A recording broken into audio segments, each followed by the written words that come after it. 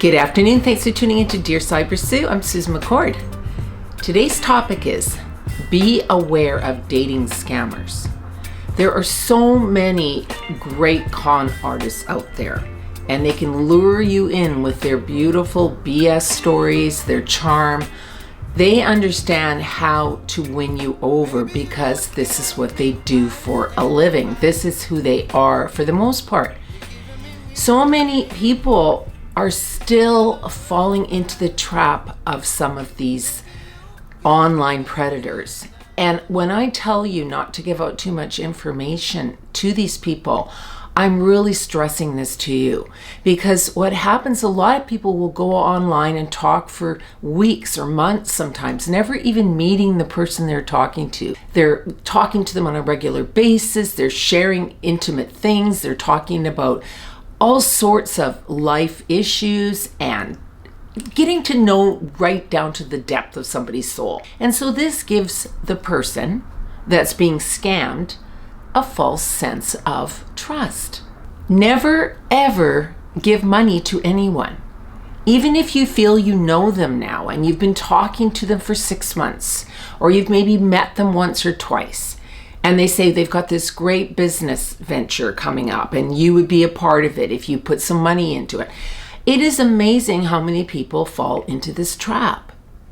Nobody who's successful would ask you for money that someone they're dating. It just isn't going to happen. They're putting their best foot forward when they want to meet a potential partner. They're not putting out their need for financial support from you. So this is something you should always pay attention to. But it doesn't matter how many shows are out there, how many documentaries there's been on things like this, it's still happening. This is why I wanted to do the video, because it's really important to keep this going and to make sure that people are aware of how much information they give to somebody. Because they may not ask you for money, but they might talk to you about other things. Again, you start to trust them, you give them more information than you should give them, and then they have all sorts of information on you that they can use to their advantage. You've talked to them a couple of times online to get to know if there's some connection. Go meet them, watch them face to face, look into their eyes. Eyes are the window to the soul. They will tell you a lot. Watch their body language. How do they address you? Are they charmers? Are they trying to be the best version of something that you're looking for? This is one of the things that they become very good at, is how they can just charm their way into your life. Many scammers are love bombers. So they say all the right things. They tell you they love you really early on. They win your heart. They just know how to smooth out everything. And it lures you into their web. And this is why it's so important to hear what they're saying and read between the lines. Because sometimes they just are giving you so much information and it's all the things you want to hear because they know what works. They know, especially for women, but there's a lot of men who've been scammed too. But a lot of women are looking for that soft place to fall. And some of these guys just know how to do it. On a computer, they can say whatever they want and hide behind the lens. There's no problem there. But when you are meeting them, and a lot of scammers don't really want to meet you, they'd rather have it so that it's just online talking and texting and those kind of things. That way it's easier because they're not giving away too much, because you're not watching their body language and seeing their eyes. So this is really important as well. But be very careful of the love bombers who charm their way into your life and say all the right things. When something's too good to be true, it usually is. I'm not telling you to be negative and to look at everybody with, skeptical sort of outlook at them. But you also want to make sure that you're smart about your dating. You're smart about who you're letting into your life. Do some online research. Google them. Look at their photos. There's something you can do, reverse image search, where you can see if their photo is real. Most people online have 1 or 2 photos if they're scammers. They don't have a whole portfolio of photos because most of them are stolen.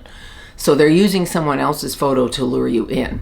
So there's all sorts of things you can do now online that can help you prevent scamming into your dating life. They're looking for vulnerable people that are easy marks. And if you're not sitting there saying, oh, that's great, oh, I can't wait, you know, I can't wait to meet you, this is perfect, you're just what I'm looking for, and you just go in there with a intellectual approach with them, they're not going to hang around for too long if you're too much work. So keep that in mind when you are out dating.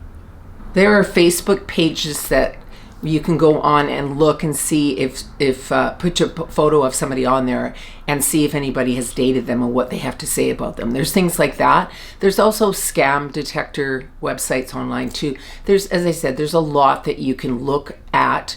So don't get caught up in it without doing some of your own research.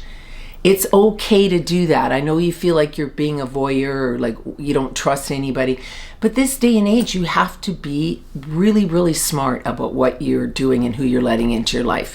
It's really important because this is why a lot of people don't want to date online, because they just feel that everybody out there is a taker. Everybody out there is a scammer.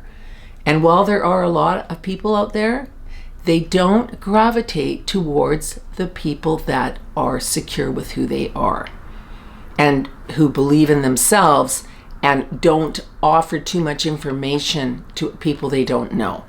That is the first clue to a scammer that you might be a little bit of an easy target because you give them so much information. You're willing to open up and share because you trust too early.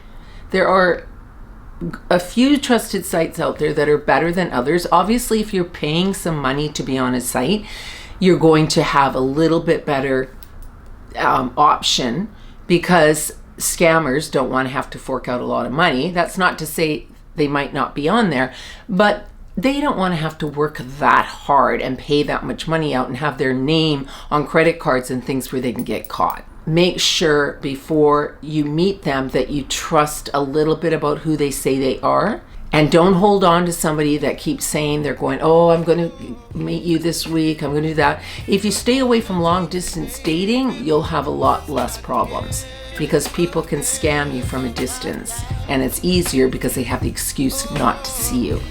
Thank you so much for tuning in today to Dear Sybersue. Please subscribe. Please click like on the video and leave me any topic suggestions you would like me to do a show on.